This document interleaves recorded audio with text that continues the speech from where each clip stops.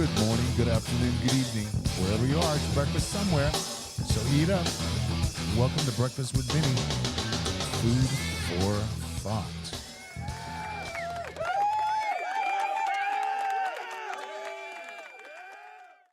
Today's a really, really special day. I have an amazingly special guest here.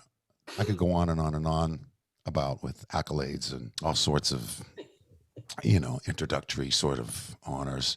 But you'll find out in a moment because he actually needs no introduction. And one of the most influential musicians that ever lived, without a doubt. I'd like to welcome to the show the great Mahavishnu John McLaughlin. Did you say magician? Magician? I got to tell you something. I like magic. Gurus have humor too. So John, hey man, welcome to the show, and thank you for Brother Vinny, mio fratello. See, I can't thank you enough. Molto contenti, seri. And the end of my Italian in this show, okay? Okay, easy, poco a poco, okay? You probably speak Italian much better than I do. I'm ashamed of myself. No, I don't speak Italian. Yeah, we fumble our way. We fake it till we make it. Exactly. So, John, I mean, this has been an amazingly trying time for everybody. I mean, it's a great thing that we're able to sort of just do this remotely and at least get a chance to catch up and talk and just, I don't know, reconnect and all of that good stuff, and sort of at least keep some kind of lines of connection open, because it's been a trying time for all of us, especially those of us that like to go out and play, So, well, this I could say quite categorically that first of all, music saved me, if you know what I mean, in every sense of the word. And in the last 18 months, where we've been living in Groundhog Day, to be able to have done some collective playing, when you send the files, like we've done this already in the past, you and I. But it's been always basically either just for fun, for people to watch and hear and see that we're still alive, we're still hanging in there, we're still playing, or getting together in a kind of a socially distanced collective way and making music and video for charities and people and situations that are even much worse than our own. And that really, it's hard to say how much that has helped me, but I think this is what's getting me through everything. The fact that I can play something, even though it's from a distance. When you hear the guys playing and you put the headphones on, and you close your eyes, you're in the same room. We're all in the same room together. Yeah, it's crazy. So when we're playing, that's the beautiful thing about music. Yeah, it really is. I totally agree. It's like it just, the distance is gone, and no longer in another country, another region. We're all together in that room, and that's beautiful. And that's really helped me so much, Vinny. I mean, I bet. How much? Absolutely. I mean, I think it's helped all of us. I was really, really honored that you had asked me to participate in your new upcoming album, which is going to be released in July, right? Vinny. I love you, baby. And I you. Yeah, I've been your fan for a long time. Oh man, I'm gonna blush now. And you know who I have to thank for that? Dennis Chambers. Oh, our brother, our brother. Yeah, with Dennis. Absolutely. I'm going to call him up again and thank him. So, wow. Cause he's doing pretty good. Yeah. We check in on each other. Yeah. Just how we're doing. Cause he's had some health issues over the Yeah. I talked to him about a month ago or so, and he sounded great and had a great conversation. Yeah. He just Yeah. needs a gig, like you and me. Yeah, we all need a gig. I know. Well, it's amazing, John. So, I mean, I didn't want to sort of preface you talking about your upcoming album, but you do just quickly have an album coming out in July, right? Yeah, that's true. Yeah. And what And is you're on the opening track. The album's called Liberation Time. Liberation Time? Liberation Time. And the track you're on is titled As the Spirit Sings. And I wish the corollary is As the Spirit sings, so I sing. You know what I mean? That's Yes. where it comes from. Well, you know And what? Liberation Time too is pretty appropriate right now. We need that time yeah, to be but liberated. it's funny how it came to realization, because around the end of September, I mean, even though we've been doing things together with different people, because I've been doing things with my Indian colleagues also, you know, Zakir, Yeah. Shankar, and but by the end of September last year, it was getting to me. I was, you know, frustration and just like everything canceled, the European tour, Japan, everything just like down the toilet. And by the end of September last year, I was so frustrated. It was like, you know, what am I going to do? What am I going? You know, I have to do something. And all of a sudden, this like music started to come out, and one after the other, just really born out of frustration. So in a way, in some kind of ironic way, I have to thank this COVID-19 putting me in that situation that I don't want to repeat. By the way, that situation is weird, you know. But within the space of about 2 weeks, all this music came out, and I started thinking, well, I have to do something. Let me do something with my brothers in arms, celestial, not arms, and there you are. And you know, there's different people that I haven't played with before. That's really, it's a nice experience, you know, when you play with people you've never met before, but they speak your language, which is music, you Amen. know, and that you can have a deep communication. Amen. And it's kind of weird that it's made in the socially distanced way, but it's like, you know, I would set it up, as you know, but then things would come back, changed, and I'd have to redo my part because the character had been developed, you know, because the great players.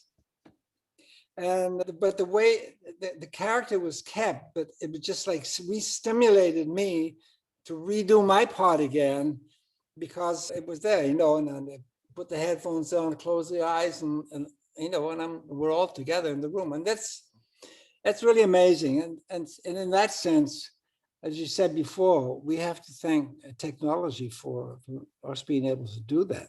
Yeah. Yeah, absolutely. I mean, we wouldn't be able to do this otherwise. And you know, that's an amazing thing that you said where, you know, you send something and then I send it back, right? And you send it to me Yeah, and I send it back. And now it's different. And so it's like chess yeah, moves, or it's oh almost like yeah, playing together, but with this big long delay, you know? And like we're yeah, sculpting. We're doing yeah, these slow motion. It's weird. I know exactly yeah, what you mean. It's just we're all changing it at different times, and then it becomes this whole new thing, creature, you know. And yeah. it is But if amazing, man. you remember, I mean, and the new blues, old brews, which is like, you know, that's a few years ago. Yeah, And I was here in Europe, and you were in California, and there was no way for us to get it together. And we did a track like that with you yeah, on the drum, with the rest of the band. yeah. And but it's so good. It's so, even when I listen to that today, I mean, you're killing on that, Vinny, killing, and it's Oh beautiful. man, thank you. I Yeah. mean, you know, we're feeding each other, and you know, you just, I had to rise to the occasion on that one, and that was that that song, new blues, old blues. It was really interesting because it was like the most ingenious booby trap ever written, Yeah, yeah, where right. you know it was just slow enough that it would enable you to think that dreaded, you know, thing called thinking, like, you know, Yeah, and then that trips you up with those hits, and you can't. It was the most brilliant I mean, really, really difficult, really Well, difficult. it's weird because it's got a weird time. It's like a real slow 5, but you Right. feel it in 15. Yeah. And And do I you don't know if you remember? remember, I don't know Yeah. if you remember when we were on the road with Chick, with 5-piece band, and Chick said, "This is the hardest tune I ever played in my life," you know. And every night after we played it, he come to me, he said, "John, I'm getting it, I'm getting it." You know. I mean, he'd be nailing it every night, He was but he's killing it like, every I'm, night, every I'm night. getting it, I'm getting I it. I know, man. He was so, So so what a humble. sweetheart. Yeah, Oh, Lord. I miss him. I miss him. I do So too. miss. It's Yeah, so weird to think that he's not with us anymore. I can't. I I still can't know. get my I head around it. know. Partially because we've all been isolated, so it's like, and we're all communicating by phone and by Zoom, and so you think he's there, and I'm just going to call him up, and I just Yeah, realize, I can't. yeah, So, yeah, yeah, yeah. it's bizarre. But And I remember, when we were doing that, and it was the most. It was. I don't know how to describe this, but it was the weirdest kind of experience for me because we were all feeling it. You and I were feeling it in 15 in slow 5, yeah, and Christian too, I think. But I think that yeah. between us and Chick and maybe even Kenny, I think we were all feeling it differently. But we all ended up in the same place. And I just thought, and I'm watching it, people tapping their feet, and I'm like, wow, this is a trip, man. How they counting this? And like I couldn't. And then in the beginning, before we even got together, in that one rehearsal that we had right before we played that first gig in Monaco, I think it was, yeah. And so Yeah. yeah, right. So I remember Chick sent me a chart, and it was in 4. And I went, wow. And I was looking at it, listening, and I went, I was just, it was No, just but, unbelievable. yeah, but Chick, when he had first had the idea for 5-piece band, Yep. and he says, "So John," he said, "you got some tunes?" He said, "But something in 3 or 4, okay? I don't want any 5s, no 7s, no Oh 9s, no. no 10s. 3, 4, 4, 4. Okay."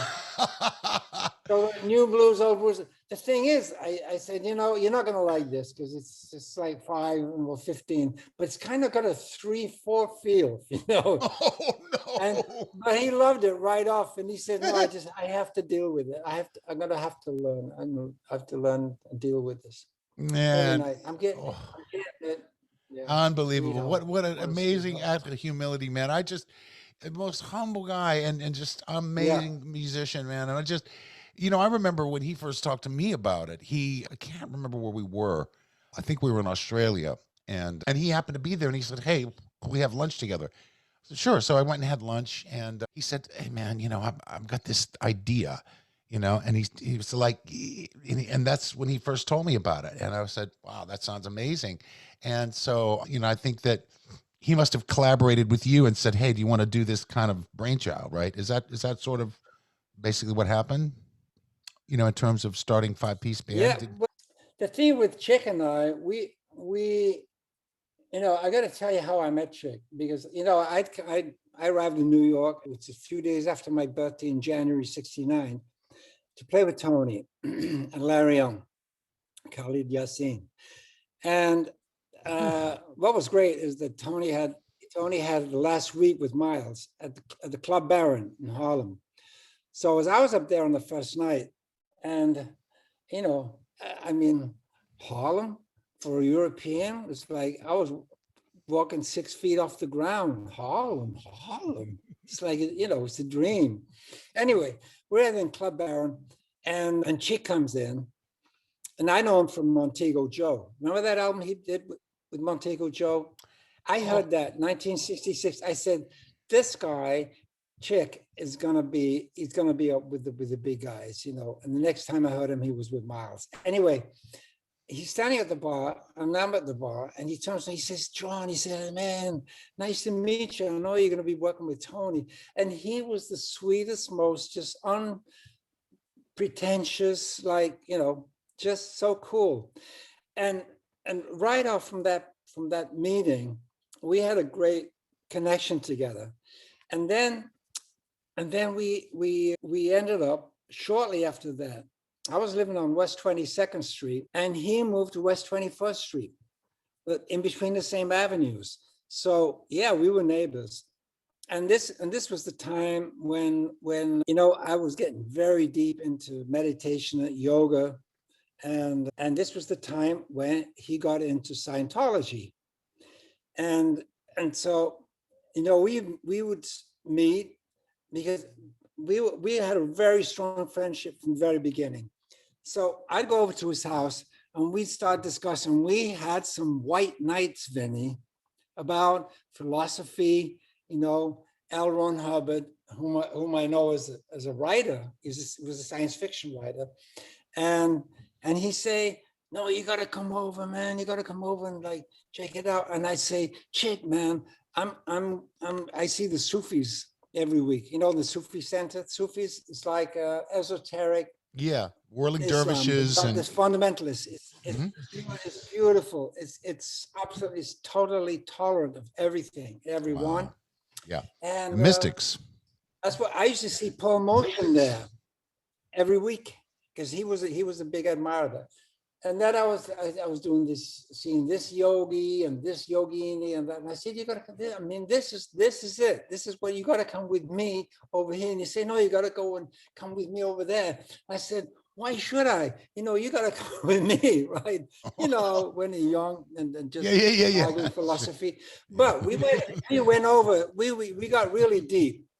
And in the end, we both said, listen, I mean, you know, anyway, we're musicians. I love the way you play. Yeah, well, I love the way you play. I said, that's all, that's it right there. So it doesn't matter what happens. We're both looking for answers to the great existential questions, and and we will be answered.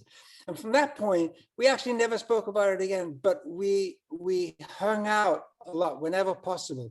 He'd come to Europe, and I go and see him. I remember he was playing in Bordighera, just down the coast. So I went and jammed with him. I've got a lovely photograph of us both from that time. But we did even a tour of Europe as a duo. Yeah, just piano and acoustic guitar. Yeah, I mean, we're going back now, 30 years, Vinny. So, but when you reckon that we were friends for over 50 years, amazing, man. Huh? It's How time unbelievable. passes. I mean, I know I'm going a little bit, but he was such a person present in my life musically and humanly, yeah, no, heart-wise. absolutely, and for all of us, and just hearing that, I mean, really talking about the genesis of so many things, Oh of yeah. your spiritual awakening and coming together as musicians and the commonality of just seeking the existential, answers to those questions and having music sort of, be the way to communicate that and be the expression of the mystery and all of that sort of stuff and the commonality. It's an amazing thing how that works. The universal language, man, that cliche is so true. Oh And yeah, yeah, absolutely. man, it Yeah. really is. And but see, you were talking about, and I was going to ask you about this, that you came to New York, you came there to play with Tony, right? And so you Oh joined yeah. Lifetime. So you guys, I mean, it's arguable, or maybe barely arguable, that, you know, it could be said that you invented fusion. I mean, I can't think of, unless, okay, Miles, Uh, I don't know which one came first, the chicken or the egg. You see what I'm saying? yeah. Lifetime is Well, kind of like, Lifetime was there with the rock fusion because Tony wanted to cut loose. hmm Yeah, he wanted to cut loose from, I mean that Miles's quintets plural of the 60s. I mean, they were the quintessence, the oh, distillation of the most beautiful jazz music ever. yeah, And when I heard yeah. Tony when he was on the Miles in Europe. hmm Actually, he was Europe is Juan Lepin, just down the coast from here. You know that. And I heard Tony, he must have been 18, 19. hmm Unreal, Oh, unreal. And and I mean, of course, I was following Miles. I've been following Miles since the late '50s. But to hear Tony, and they get to play with him.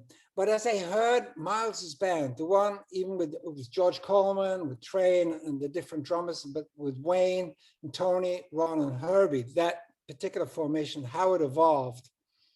And I could hear already by '67 that there was some kind of channeling off of directions. I heard Jack and Dave and Chick, they were moving more toward a free kind of thing, which they ended up doing with Anthony Braxton. Remember Circle. that band? Yep, Circle. I mean, that was really out. Yeah, but the free jazz for me, and I played. I was in bands playing free jazz, but I miss structure. I need structure. I need restraints, and to find freedom. I don't know how to explain it like No, that. I get it. I get it. I mean, I don't want to interject here. It's like it's not just like improvising over harmony, but it's like improvising, being free in 5 or 15 or 10, to be free in it. It's a restraint that you have to overcome it. Exactly. You have to own it. It's like a paradox or something. Exactly. I totally get it. But it's such a wonderful feeling to have that feeling of ease, in that. But that's with structure. And I could hear, and having experienced this free jazz movement, I didn't like it. But I hear Miles is hitting the groove harder and harder in that band, while everybody else is like, drifting. Even Herbie's is like, is drifting out harmonically and rhythmically. It's not, and it was always in, but I could feel this. And when I actually, arrived there in January '69, Miles was ready to move, not just Tony. Miles was ready to move.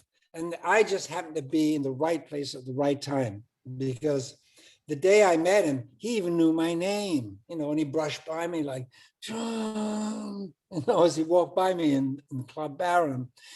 And the next day, bring your guitar to the studio. And that was the In Asylum Way date, so, I mean, that's how that happened. I was sweating blood in those days, but by some miracle, I passed the baptism of fire. But I knew Miles was moving out because after that recording session, and he got my number, and he was calling me several times a week. Come over to the house and bring your guitar. And all of those months prior to, when was Bitches Brew recorded? Sometime August, September, '69, something like that. By the time we got into the studio, I knew Miles really well.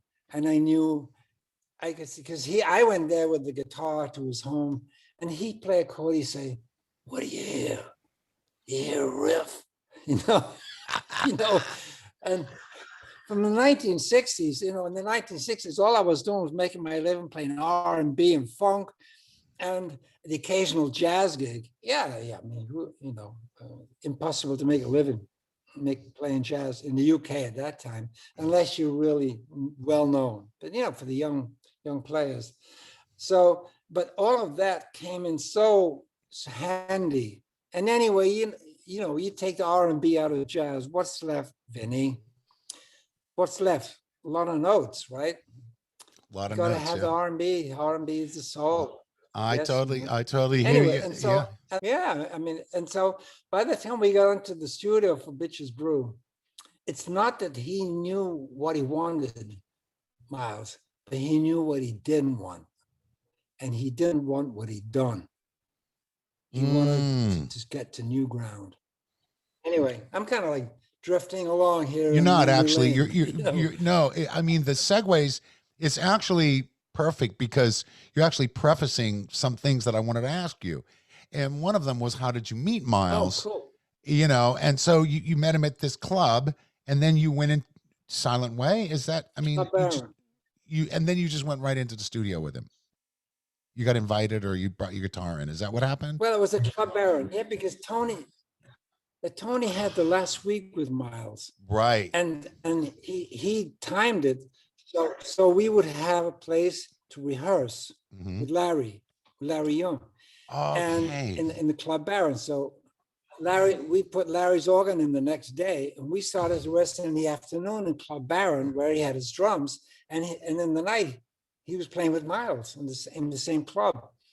Wow. But I don't know how Miles knew my name, but he knew Tony was leaving, and he didn't want Tony to leave. He loved Tony, but Tony wanted to, expand and move in different directions, and feel and Miles actually got the same thing. He wanted to move in different directions, because there's a big step from Silent Way to Bitches Brew.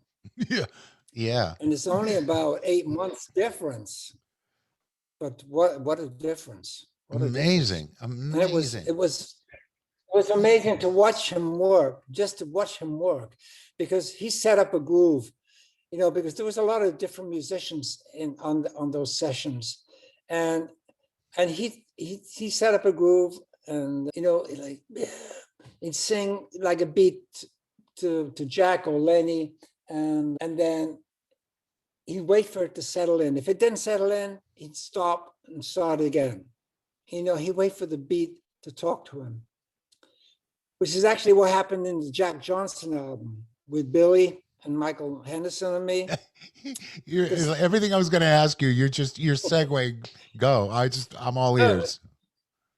Because he in the sessions, he'd always come into the 52nd Street studio, CBS, with some coffee or tea in a paper bag, and sometimes he'd write some chords on the paper bag. He brought his coffee in, like a C7 or a B7 or a B flat, and he'd set it up like that. Only with these sessions on Jack Johnson, he didn't give us a paper bag even. So the way that the opening piece right off started was, I might have mentioned it while we were on the road. He was in the cabin talking to Teo Macero, the producer, who produced all of Miles' albums at that time.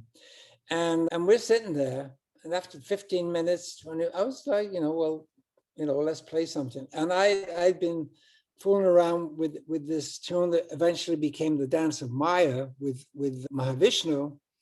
And so I had some weird chords in that, So I started to play it, but if you hear it, I'm playing. It's a shuffle. It's R&B. I just started to play just for fun. And Michael Henderson, he joined in. Billy kicked in, and all of a sudden we hit a groove, a really nice one.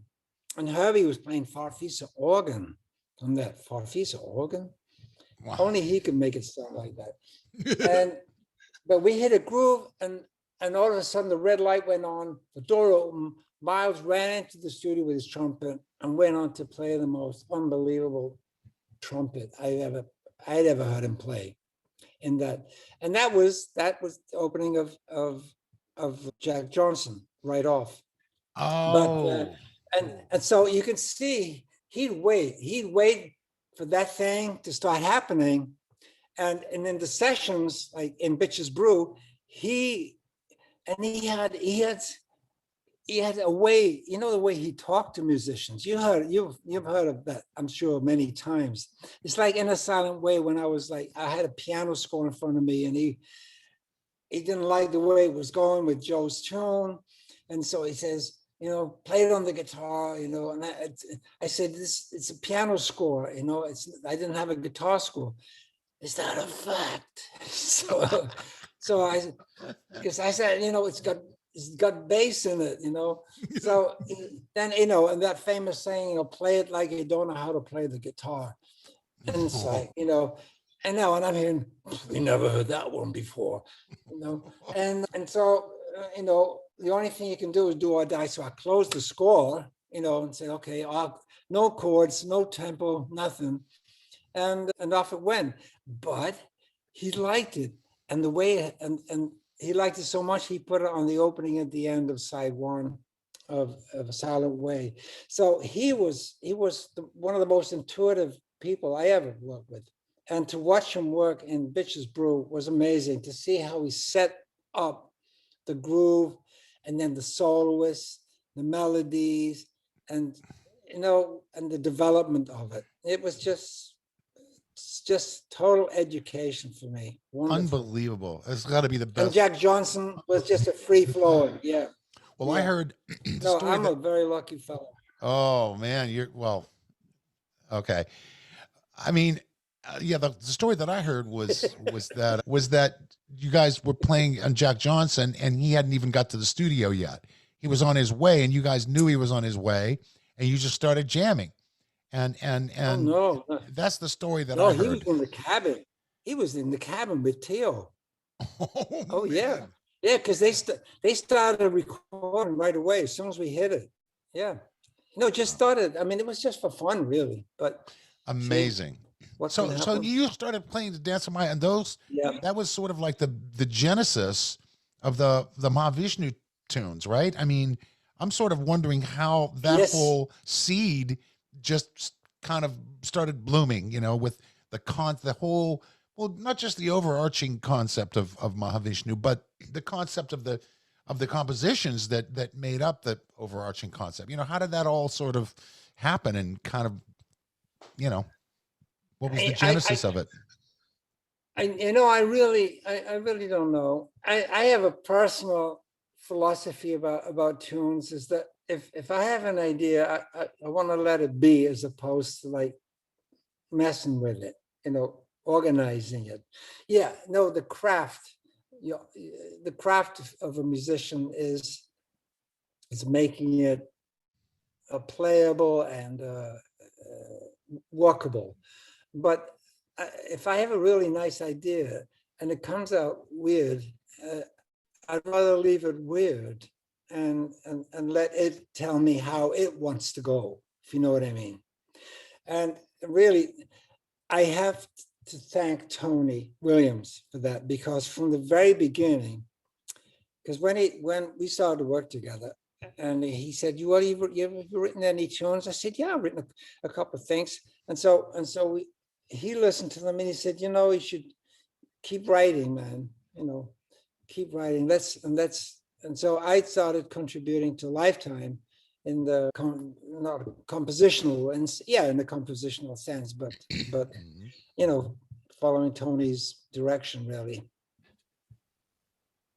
Yeah. And that's, I mean, and so because of Tony's encouragement in those 2 years I played with him, by the time I left Lifetime, I had really a very clear idea, because a lot of music was coming out of me in these peculiar times, and the polyrhythms. I'm crazy about rhythm. I think if I hadn't been a guitar player, I would have loved to have been a drummer. I just you are. I love You are a drummer. Yeah, I love it. Just amazing. That's why I love you too, Vinny. Because you're such a great drummer, man.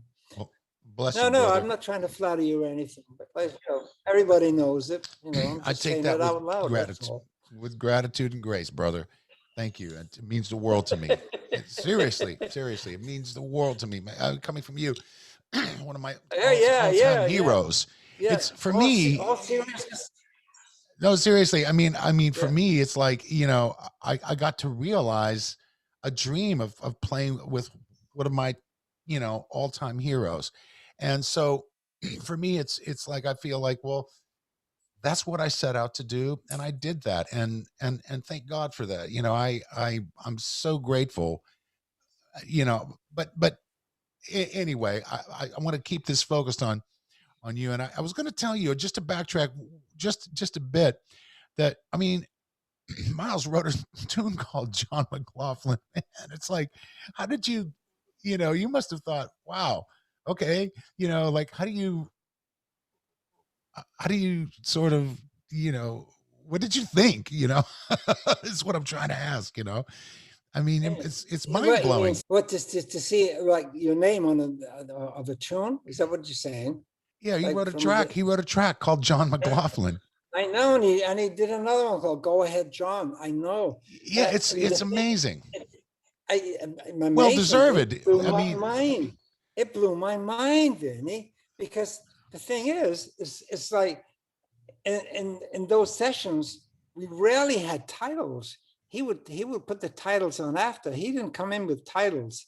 That wasn't his thing. yeah. And so he'd do the titles later. And I went out and I bought the album, and then what? Mm. It's like, must be a mistake, Really, must be an error. What's my name doing there? No, really, it's inconceivable. It was inconceivable to me. But you see, he was a master of so much, Miles. He was a master psychologist. The way he would get people to play, it was like watching a Zen master in Yeah. action. Yeah, yeah, You know? absolutely. I mean, but that's like getting knighted, you know? It's like Yeah, there's a song, John McLaughlin. It's like, I now knight you, you know. It's amazing, man. It's like, yeah. And so so back to, but I wanted to get to the Mahavishnu, and then you guys, you sort of you had these songs that were kind of germinating for a while, and then you met the other guys, and or you had the idea of starting this band, and I mean, I'm just sort of wondering how that all came about, you know. well, I mean, I got to hand it to Miles again. I'm sorry to keep coming back to him, but Oh, but it's he's behind it, because yes, I sir. remember the one of the not wasn't the last gig I did with him, but it was the last gig I did with him before he. So okay, we were in Lenny's on the Turnpike. Remember that club outside of Boston? Yeah. And Barry Gartz, Gary Bartz on saxophone. Keith was on keyboards. Um, Michael was on bass, and who's the drummer? Al Foster. Yes, thank you. Anyway, and so I was on the gig, but it was after the gig. I'd had a rotten night. I could not get it together. Excuse me. I couldn't get it together. When you just like you're fighting yourself, and you're fighting your way through like a jungle, and it's just everything. Nothing works for you. You just fight anyway. No, the fight is beautiful, but I'd rather, Anyway, we all know that.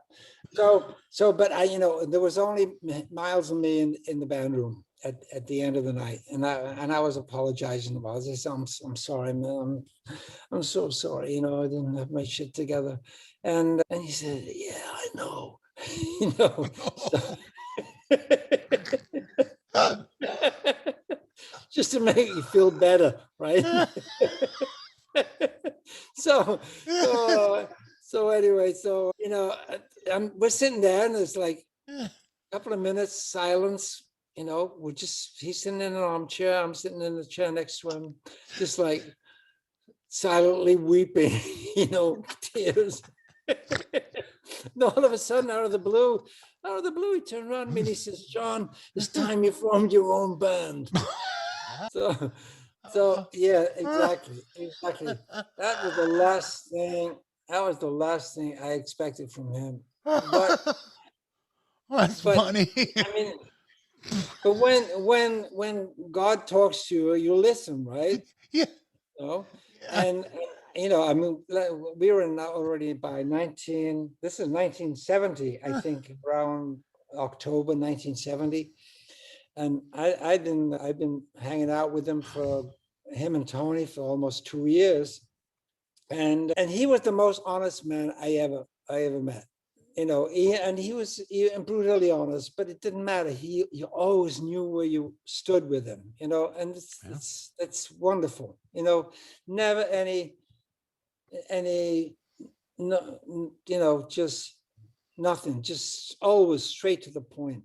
And he said that to me, and I mean, and I didn't even say, are you kidding? Because that's not the kind of response you would say to Miles after such a statement.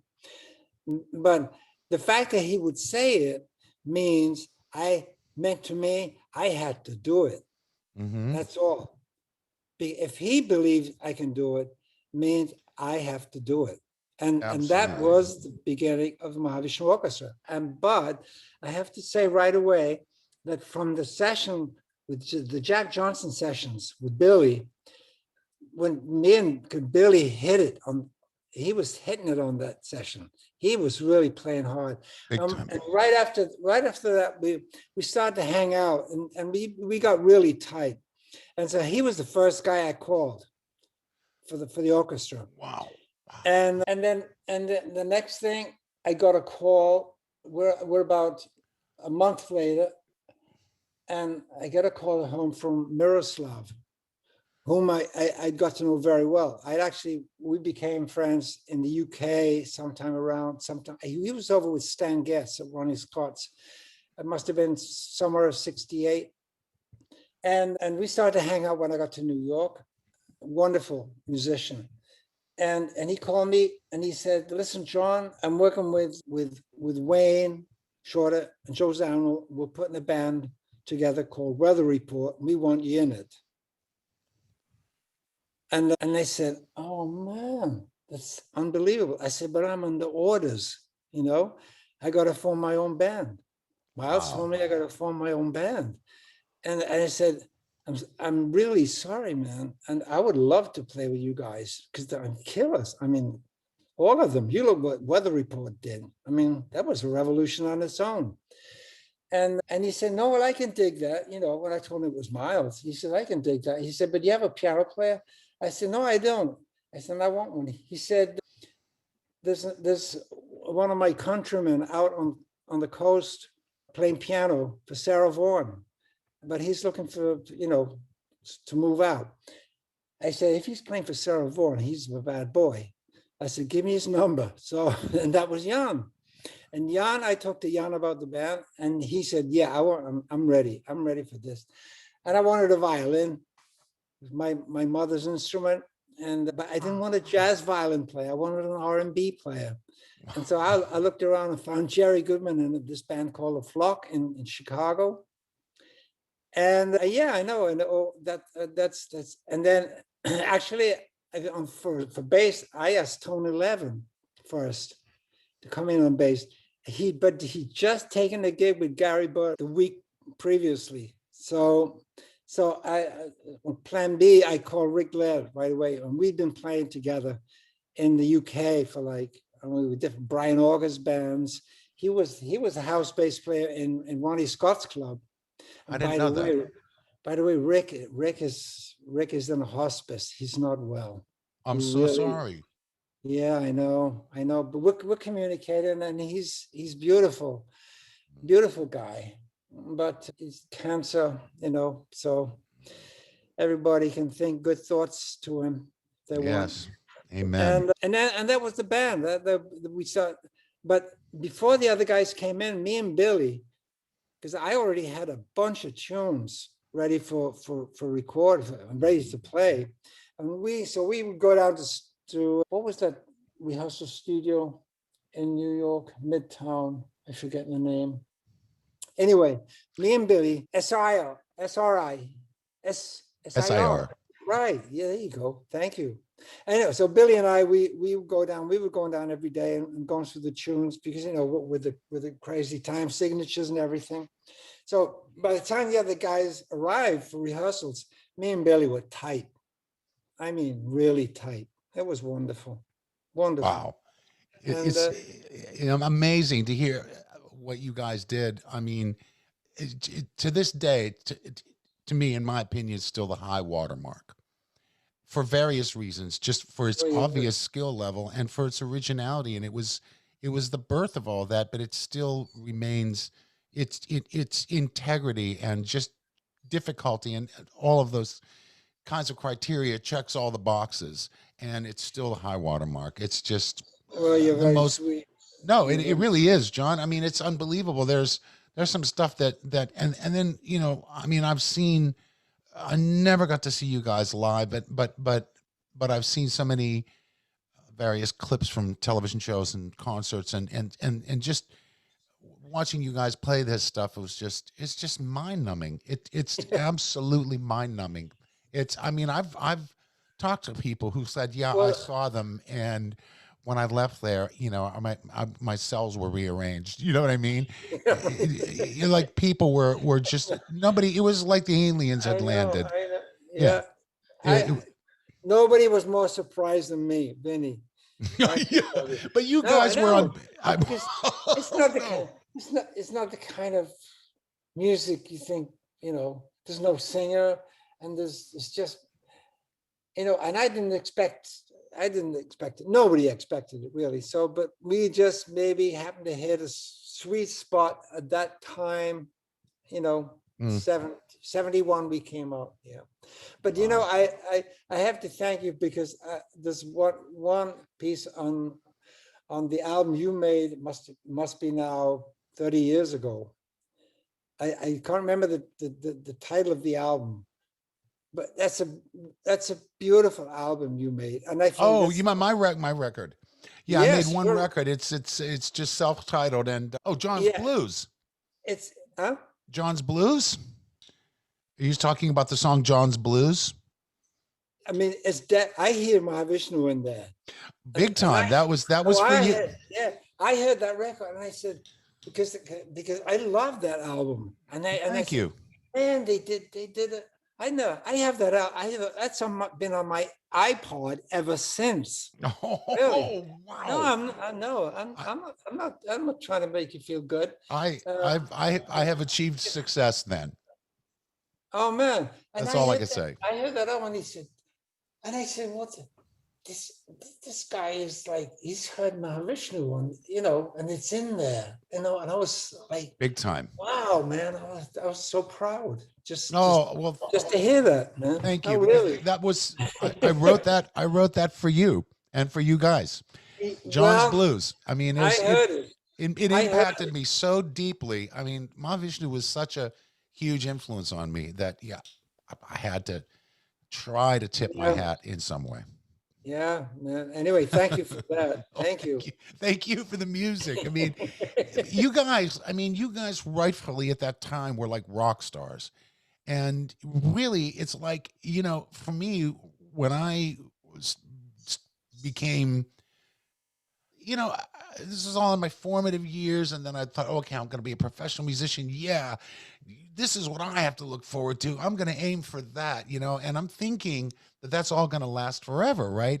And then it's Yeah, like, yeah, right. And then I'm kind of like after a while, I start seeing, I go like, what happened, and it's really amazing to me. And I keep going back to that time when so much stuff was new and it was all sort of in the public eye, and it was just widely disseminated for people to just make what they will of it, and it just went into the whole public consciousness and the public psyche, and it was yeah, embraced, and people could yeah, learn from it, and it reflected so much, and it spoke so much truth to such a wide swath of society, that just that kind of stuff doesn't get disseminated like that anymore.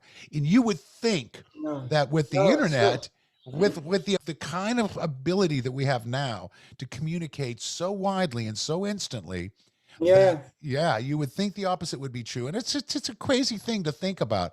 And I'm sort of wondering if it's ever going to sort of, kind of move back to that again, and whether or not, yeah, I think it will. yeah. I think it will, Vinny. But it will be very different, of course. Mhm. But yeah, it'll be in new forms. It will be new thing. I think because we're in an extremely, shall I say, conservative world at the moment. Very divided, um, very silly because contention is everywhere, isn't it? It's either religious or it's racial or it's Polarization, cultural or divisiveness. Yeah. yeah, or those that have and those that don't, and it's a different world. It's a different world. But at some point, I think everything is cyclical in a way, but more of a spiral because it moves on. Because I don't know about the last time there was this movement of liberty and freedom that happened in the 60s. You know, it was this like not just a musical explosion, it was a social explosion. It was this, all of a sudden, it's like, what are the answers to these great questions of life, you know, now? And I'm part of that whole hippie generation, tripping on acid and then just, you know, getting to the point, well, I got to change my life. If I change my life, then the world will be different. And it is, because you change, the world changes. It's not that you change, want the world to change. Yeah, we'd all like the world to be different, but we are the ones that have to take the responsibility to change. And I think we have to go through this polarization. It's terrible.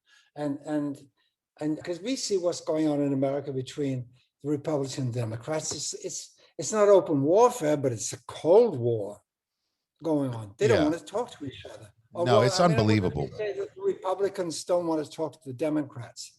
They're like another breed. You know what I'm saying? Yeah, But the it's divisiveness is happening. You don't have the monopoly on that. It's around the world. Look what's happening in Turkey. Look what's happening in you know, dictatorial. Look at Lukashenko in Belarus and what's going on there. I mean, and Vladimir. I mean, you know, there's a lot of dictators around the world, and there've always been dictators. But in the Western world, there will be a time, and I don't know if I'll be around, where the desire, a real strong desire for openness, for freedom, and, you know, peace and love, to coin a phrase, will be back. No, I really believe it. I just right don't know on. when. But we seem to have to go through Yeah. all kinds of shit just to get out of through the other side. It's strange. It's a Yeah, strange it world we really live in is. right It now. really is, John. And I think, yeah, I mean, it's happening globally, as you said. And I think that it's a weird thing because I think, I mean, most people sort of want to feel that they have sovereignty. I mean, this is a big, big Pandora's box to talk about here. And I didn't want to sort of get into anything that was overtly political, but at the same time, just sociologically speaking, it's like, I mean, there's unity and diversity, and it's a strange thing between understanding what your rights and your concept of sovereignty is. There's a difference between that and tribalism. You know what I mean? Yes. And this whole thing Yeah. of like, you can embrace each other globally, but still have sovereignty and have unity and diversity. And that was going on for a while, quite successfully, because in a way, when you think about this, even if you look at it on an economic level, you could say that decentralization is sort of like power to the people. And Yeah. in a way, that's what this new whole cryptocurrency thing is promising. And it may be a threat, and it may not be to some people. And on the other hand, it's like also the great American experiment kind of reflects that decentralization in the sense that even though it has an overarching federal oversight, each state has its own sovereignty. So you know what I'm saying? It's like that experiment is encompasses and embodies that idea. And so it's a kind of a balancing act. And you know what's funny about this, John, is that you know you remember when we first met is when we did that tribute to Hendrix at Sting's house in England. And what's Oh yeah. right, I remember I met you at the airport, and we drove to his house together, and we were talking. Yeah. And so Yeah. he told me about. I remember he told me about this book back in the '90s called The Fourth Turning. And it's interesting because I kind of said, okay, I'll check it out, and I didn't think much about it. And recently I saw some attention being given to it from various outlets and various channels, blah, blah, blah. And so, I thought I'm going to have a look at it. And it basically talks about these cycles that always happen. I'm not Oh exactly yeah. sure what the mathematical cycle is. It might be something like once every 80 years or something, but these turnings represent cyclical aspects of Yeah. Yeah. history. And we happen to be in a dark one right now. Oh yeah. So You got that right. there's that concept as well. And quite frankly, I mean, I'm not saying that I'm going to lend any particular credence to that, whether or not I'm saying, oh, okay, well, you really should look at it through this lens, because I mean, okay, maybe there's a truth to it that I can't really refute, and I won't try to. But it's almost like if I were talking about a social condition from the lens of a philosopher versus the lens of an evolutionary biologist versus the lens of a musician versus the lens of a rabbi, you're going to have Uh, these different perspectives. And so at some point, what you really want is a kind of consensus on something in an ecumenical way that can help all of us. And I think we're striving to reach consensus now. But really, I mean, I'd love to know what you think, because music has always played such a strong role in doing this for people, even during wartime, during depression, the Great Depression. People yeah, had music, they could dance music and swing and all this yeah, kinds of things, and just okay, things were kind of tumultuous in the 60s as well. I mean, you had all this, you had the Vietnam War, you had Kent State, you had yes, all kinds of riots, but then you had songs of protest and songs of hope. There yeah, was always a collective sense of hope. And I talk about this all the time, and you're part of the zeitgeist, and the society, the psyche of society was not yet damaged to the point where all hope is lost. And, who knows if that's attributable to whatever this thing is in the fourth turning that they're talking about, or if it's just an effect of just forces that are just trying to destabilize us. But for whatever it is, music always had that power to sort of heal us and bring us together. And I'm seeing now that somehow with networks kind of controlling these people and what they're saying and the kind of stuff that's being fed to people, it's really, really dark. And yeah, it's like I think what has to happen is there's got to be some kind of thing where music sort of turns that energy around again. And I'm kind of hoping, it's my hope that in the future that music will be able to sort of to steer that. And I'm just wondering what your thoughts, if you have any thoughts about that. I I'm sure, as I said before, the thing is the whole universe and everything around us moves in cycles, doesn't it? I Yeah. mean, music Yeah. goes in cycles, rhythm is cycles, Hmm. or circles, or orbits, or the seasons and the way we go around the sun goes, and the galaxy, the moon goes, everything. And why not these movements in the psychology of humanity? Because we're we're going through a period of paranoia. We're going through a period. It's dark, and fear. There's a lot of fear, a lot of paranoia, a lot of violence, but that comes with fear and paranoia. And but I have faith in human nature. Human nature, we're all born with a beautiful human nature, aren't we? It's pure and loving. We're all born with a loving nature, but we learn how to hate, and how to be violent and divisive, and ego trip. But deep down, there is that beautiful, even if it's unconscious, there's that beautiful self, the loving one who's in all of us. Let's face it, there's only one great spirit, and it's behind everybody's eyes. But how are they aware of it? And that is the power behind humanity. I mean, and if we end up blowing ourselves up, then we deserve it. And there's just one chapter of the cosmos that's like closed, and this earth, closed. But I believe that the cycle will turn, and we'll come back to a more open, more, I would say, altruistic society. Because if we don't take care of each other, we're doomed.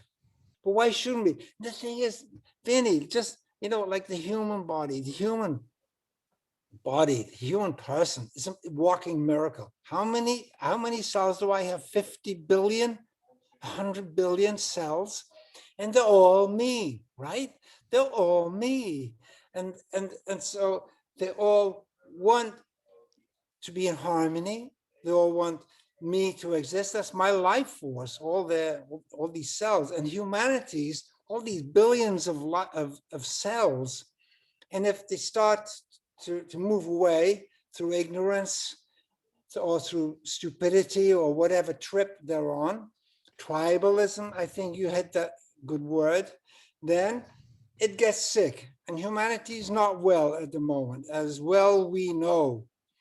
Hence the trouble we're in at the moment.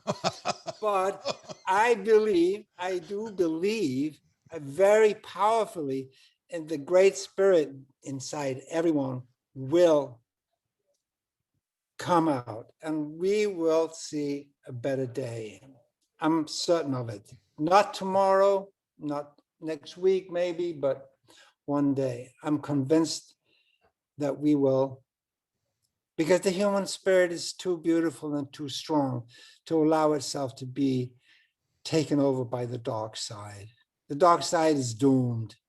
From the beginning, is doomed. Amen. Amen to that. Amen and amen.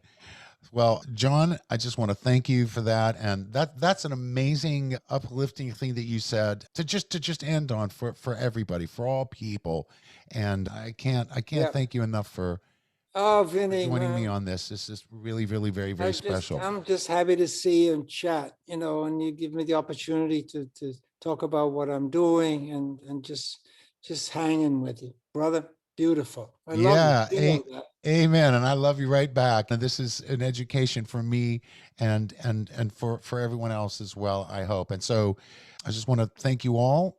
Yes. Hello, brothers and sisters. Yes, Pump sir. Up the volume. All right, I'm going to close this out real quick, John. And okay, thank you, everybody. Thanks for listening. Stay tuned for the next episode of Breakfast with Vinny.